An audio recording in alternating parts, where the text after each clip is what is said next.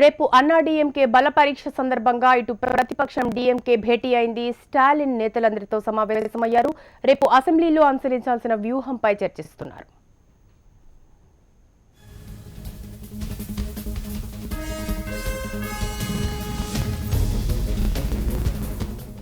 DMK కీలక సమావేశానికి సంబంధించిన పూర్తి సమాచారాన్ని మా ప్రతినిధి మోహన్ అందిస్తారు.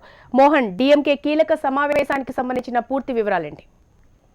శిరీష, రేపు జరగనున్నటువంటి బల పరీక్ష ఒక రకంగా రాజకీయాల్లో ఆసక్తికరమైనటువంటి అంశంగా మారింది. ఇప్పటి వరకు జరిగినటువంటి క్షణక్షణం మారిన రాజకీయాల్లో అంతిమ గడియలు వచ్చాయన్నటువంటి ఆలోచన అందరికీ వచ్చినప్పుడు రేపు బల పరీక్షలో పళనిస్వామి ఏ రకంగా నెగ్గుతాడన్నది ఇప్పుడు ప్రశ్నార్థకంగా మారుతుంది. ఎందుకంటే గతంలో ఎంజీఆర్ మరణం తర్వాత జానకి రామచంద్రన్, ఆయన భార్య జానకి రామచంద్రన్కు ఇదే రకమైనటువంటి అవకాశం రావడం జరిగింది. ముఖ్యమంత్రిగా ప్రమాణ స్వీకారం చేసి బల పరీక్షకు వచ్చే సమయానికే జయలలిత ఆ రోజు వెనక్కి తగ్గడం, జయలలితతో పాటు దాదాపు 40 మంది ఎమ్మెల్యేలు జానకి రామచంద్రన్కు మద్దతు తెలపకపోవడంతో ఆ రోజు వీగిపోవలసిన పరిస్థితి, ఆ రోజు జానకి రామచంద్రన్ రాజకీయాల నుంచి కూడా దూరం అవ్వాల్సినటువంటి పరిస్థితి వచ్చింది. సో ఈ నేపథ్యంలో రేపు జరగబోయే బల పరీక్షలో పన్నీర్ సెల్వం వర్గం ఏ రకమైనటువంటి ఎత్తుగడలు వేస్తుంది, దానికి సంబంధించి డీఎంకే ఎలా వ్యవహరించాలన్నటువంటి విషయం మీద ఈ రోజు డీఎంకే కీలక సమావేశం కావడం జరిగింది. వర్కింగ్ ప్రెసిడెంట్ స్టాలిన్ ఇప్పటికే ఒక స్పష్టమైనటువంటి ప్రకటన కూడా చేయడం జరిగింది.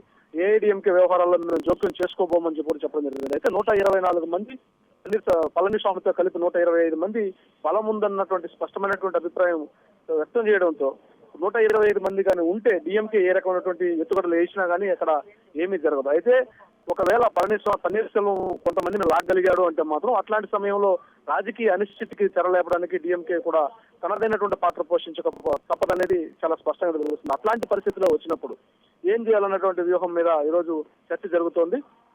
అయితే ఇప్పటి వరకు ఏఐడిఎంకేలో శశికళ వర్గంలో చాలా గట్టిగా విశ్వాసం ఉన్నారు, బల పరీక్షలో నెగ్గుతారన్నటువంటి విశ్వాసంతో ఉన్నారు. ఎందుకంటే ఇక్కడ ఎంపికైనటువంటి వ్యక్తి గాండ్ర కుల సామాజిక వర్గానికి చెందినటువంటి వ్యక్తి కావడం, ఆ సామాజిక వర్గంలో ఉన్నటువంటి వారు కూడా రాష్ట్రంలో మొదటిసారి తమ సామాజిక వర్గానికి ముఖ్యమంత్రి అయ్యే అవకాశం వచ్చిన వాళ్ళందరూ కూడా పటిష్టంగా ఉండడం, అదే సమయంలో శశికళ సామాజిక వర్గానికి చెందినటువంటి 38 మంది ఎమ్మెల్యేలు కూడా ఏకతాటి మీద నడవడం, అంటే వెళ్ళిపోయినటువంటి పన్నీర్ సెల్వం వైపు వెళ్ళినటువంటి వారు కాకుండా మిగిలిన వారు కూడా పటిష్టంగా ఉండడం, అంటే శశికళకు ఒక కక్ష సాధింపుతో ఈ విధంగా చేశారన్నటువంటి ఉండడం, మిగిలిన వారందరూ కూడా శశికళ వర్గంలోనే ఉండడం, ఇవన్నీ చూసుకున్నప్పుడు 119 మ్యాజిక్ ఫిగర్ దాటే పళనిస్వామికి సపోర్ట్ వస్తుందన్నటువంటి ధీమాలో వారు ఉన్నారు. అందుకనే వీలైనంత త్వరగా బల పరీక్షకు సిద్ధమవుతున్నటువంటి పరిస్థితి. యాక్చువల్ గా మార్చి 2వ తారీఖు వరకు కూడా అవకాశం ఉంది. 15 రోజులు సమయం ఇవ్వడం జరిగింది గవర్నర్. అయినప్పటికీ కూడా రేపటికే బల పరీక్షకు సిద్ధమవడానికి కారణం తర్వాత పరిణామాలు ఎటు మారుతాయి అన్నటువంటి అంశాన్ని ముందుగానే అంచనా వేసుకున్నటువంటి పళనిస్వామి వర్గం రేపు బల పరీక్షకు సిద్ధమవుతుంది. అయితే ఇక్కడ శశికళకు ఆత్మ లాంటి వ్యక్తి టీటీవీ దినకరన్ లాంటి రంగంలోకి దిగినటువంటి నేపథ్యంలో ఎమ్మెల్యేలు ఎవరు కూడా చేజారన్నది ఇప్పటి వరకు ఉన్నటువంటి విశ్వాసం. అయినప్పటికీ అనుకోని పరిస్థితులు తలెత్తి పన్నీర్ సెల్వం గాని ఏదైనా చేశాడంటే అప్పుడు డీఎంకే ఎలా స్టెప్ వేయాలన్నటువంటి అంశం మీద రోజు కీలక సమావేశం అయితే జరుగుతోంది. మరి దానికి సంబంధించి ఇప్పటికే కీలకమైనటువంటి నేతలతో వర్కింగ్ ప్రెసిడెంట్ స్టాలిన్ సమావేశమయ్యి రేపు అసెంబ్లీకి సంబంధించి ఎవరెవరు రావాలి, ఎవరెవరు ఏ రకమైనటువంటి ఎత్తుగడలు వేయాలన్నటువంటి అంశం మీద నేతలకు సూచిస్తున్నారు. Right, thank you.